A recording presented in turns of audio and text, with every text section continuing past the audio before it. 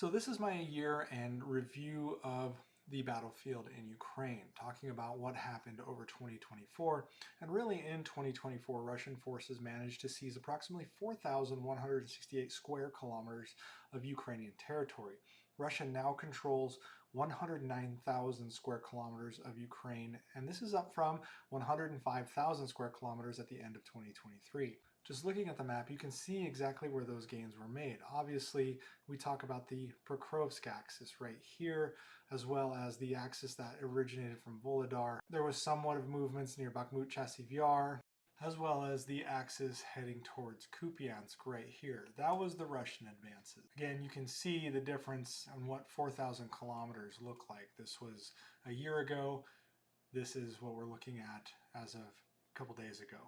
Now, obviously, that one area that didn't exist in Ukrainian control is Kursk, the axis heading towards Kursk. And you can see a year ago that didn't exist. Cut to today, and you see the small bubble has formed right here where the Ukrainians have conducted an incursion into the Kursk Oblast. Now, Russia currently controls 109,000 square kilometers of Ukraine, which is 18% of their country and includes Crimea. However, this is 54,000 square kilometers less than Russia controlled in March of 2022, and the Russian gains in 2024 primarily consisted of open fields and small settlements. This meager gain came at an exorbitant human cost of some 427,000 Russian casualties reported for the year. Now, the Institute for the Study of War has observed geolocated evidence indicating that Russian forces have suffered approximately 102 casualties per square kilometer of Ukrainian territory seized. Notably, during a period of intense Russian offensive operations in September, October, and November of last year, Russian forces gained 2,356 square kilometers, but exchanged an estimated 125,000 casualties for that ground. This means that Russian forces made 56.5% of their 2024 territorial gains during the September through November 2024 time period.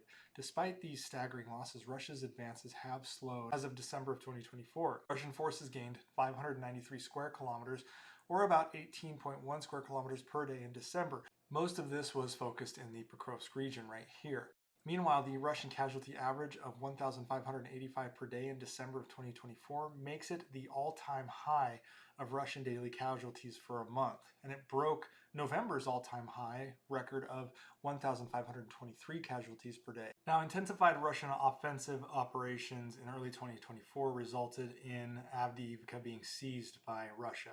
So basically, the front line before 2024 sat right in here, and the Russians have seized Avdiivka. And this aided in their advances towards Pokrovsk, which throughout spring, summer, and fall of 2024, Russia prioritized. Now, one offensive operation that was somewhat forgotten about in Ukraine was the Kharkiv Oblast buffer zone operations that Russia attempted to conduct in order to defend Belgorod city from Ukrainian incursions and shelling back in May of 2024. However, they made very little progress in this region after the initial taking of small swaths of territory here and here. Because of that, they turned back towards the Pokrovsk direction, where their main effort for basically the entirety of 2024 focused right in here. Simultaneously, as they were moving on Pokrovsk, the Russians did seize Volodar down here, as well as Kurakova right here. The Russians are now attempting to envelop Velika Novosilka from both the north and the south, and are likely to be successful in that in the coming weeks. Now, during these operations, Russian forces relied heavily on mechanized assaults to advance in open fields in and around Kurakova, Volodar, and Velika Novosilka right here. But they have consistently incurred significant armored vehicle losses during these assaults. Russian forces are currently attempting to envelop Pokrovsk, which they've been trying to for many months now in 2024, but have failed to make any additional progress past these current front lines over the past week or so. Because of the robust defenses in and around Pokrovsk, the Russians may be reprioritizing their efforts to rather advance westward along this axis here.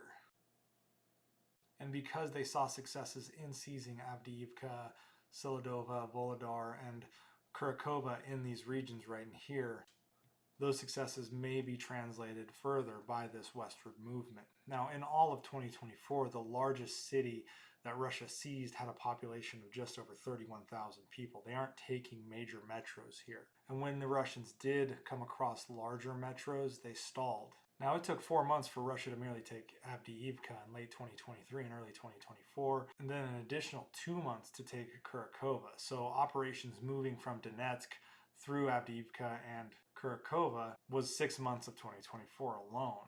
Now, Russian forces also incurred significant personnel losses during the efforts to take these settlements. Ukrainian officials have recently estimated that Russian forces had nearly 3,000 dead in the Pokrovsk direction in just 2 weeks in mid-December. Now, the Institute for the Study of War assesses that none of the settlements Russian forces seized in 2024 are operationally significant, as seizing these settlements has not allowed Russian forces to threaten any notable Ukrainian defensive nodes, and Russian forces have failed to conduct the kind of rapid mechanized maneuver necessary to convert these tactical gains into deep penetrations of the Ukrainian rear. Now, in order for the Russians to seize the remainder of Donetsk Oblast, which runs like this, so you can kind of see where the front lines would need to move for the Russian forces must capture approximately 8,500 square kilometers, which includes significant Ukrainian defensive positions and large cities along what is considered Ukraine's fortress belt. And this fortress belt basically runs from Pokrovsk up to Lyman. Russian forces would require just over 2 years to merely seize the remainder of Donetsk Oblast at their 2024 rates of advance, assuming all of their advance were confined to Donetsk and that they can seize large urban areas as easily as small villages and fields, which, let's be honest, they cannot. Also, it assumes Ukraine doesn't conduct its own significant counterattacks. Russia would likely suffer nearly 1 million casualties just to try and accomplish this. Nonetheless, even though it is slow going for the Russians, Ukrainian forces have yet to stop the Russians from advancing on their priority positions. As I showed you early on, Russia has moved and taken 4,000 plus square kilometers. Ukrainian defenders have largely stalled Russian advances in the line that runs from Bakhmut, Chasiv Yar down to Toretsk. But Russian forces continue to make gradual grinding advances in the Pokrovsk region, as I've shown you before, right here. Ongoing Ukrainian manpower constraints and morale issues are also creating vulnerabilities in Ukraine's defensive lines. Russia is pursuing a strategy that assumes they can continue advancing in Ukraine indefinitely, though, and that's just not the case. This approach overlooks the potential for Ukrainian forces to impose significant losses that could disrupt or halt future Russian offensives. So hopefully, I'm not talking about further Russian advances a year from now, or if I am, it's a similar situation where the casualty ratio is incredibly high and Russia has really gained nothing to show for it.